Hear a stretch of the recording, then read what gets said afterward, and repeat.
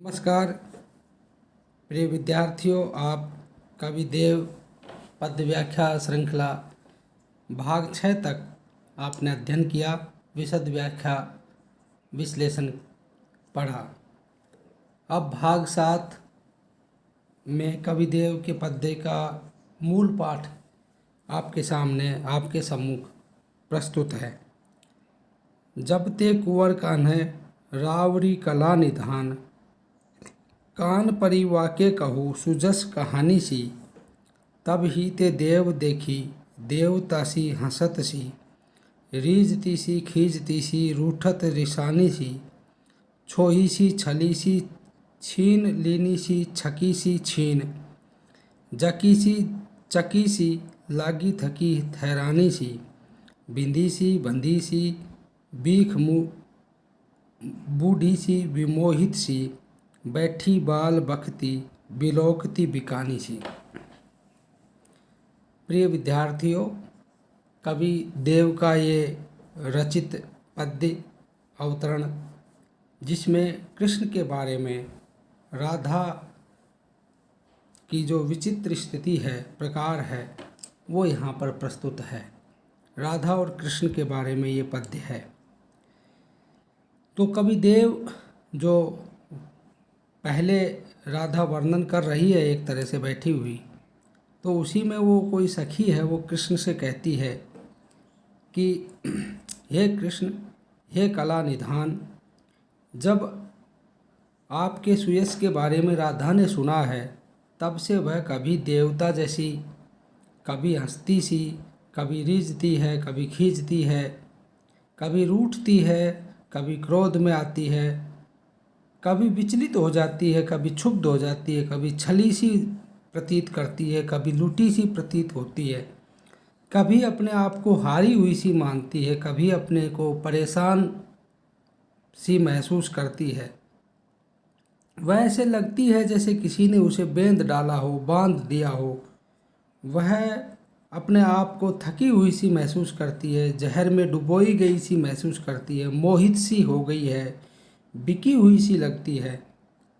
यह जो बाला है, यह बालिका है, ये राधा है, जो बकवास करती हुई बिकी हुई सी लगती है, वह आपके ध्यान में डूबी हुई सी लगती है। तो यहाँ पर एक तरह से कृष्ण के प्रति अनुरक्त जो राधा है, उसकी अनेक स्थितियों, अनेक हाव भाव, अनेक चेष्टाओं का वर्णन कवि ने बहुत ही कुशलता के साथ में प्रस्तुत किया है। यह कवि का अपना एक कौशल है कि उन्होंने राधा की जो स्थिति है, उसका एक सखी के माध्यम से परिचय प्रस्तुत करवाना, और इतना संक्षेप रूप में, सारांश रूप में इतना सारगर्भित परिचय दिया है कि हर कोई सुनने वाला उस नायिका की स्थिति उस स्थिति की दशा को देखकर तुरंत ही उस तरफ वो ध्यान देवे। तो यहाँ पर कवि ने अपनी प्रतिभा के बल पर, अपनी जो कल्पना की समाहार शक्ति है, उसके माध्यम से कवि प्रतिभा का परिचय दिया है। कवि ने यहाँ पर अनुप्रास अलंकार के 5-6 भेद हैं।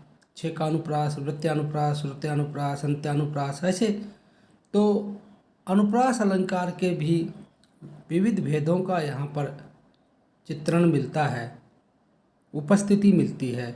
उपमा अलंकार का प्रयोग भी मिलता है। उत्प्रेक्षा और काव्यलिंग का प्रयोग भी यहाँ पर दिखाई पड़ता है।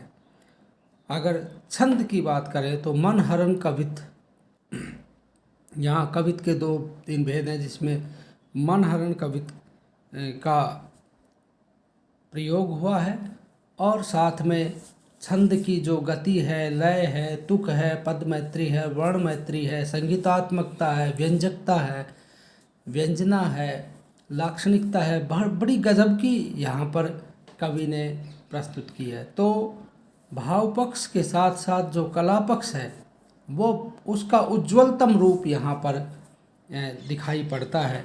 अगर उज्ज्वलतम रूप कला पक्ष का कहीं देखना हो तो इससे बेहतर उदाहरण कदाचित कहीं आपको मिले। धन्यवाद।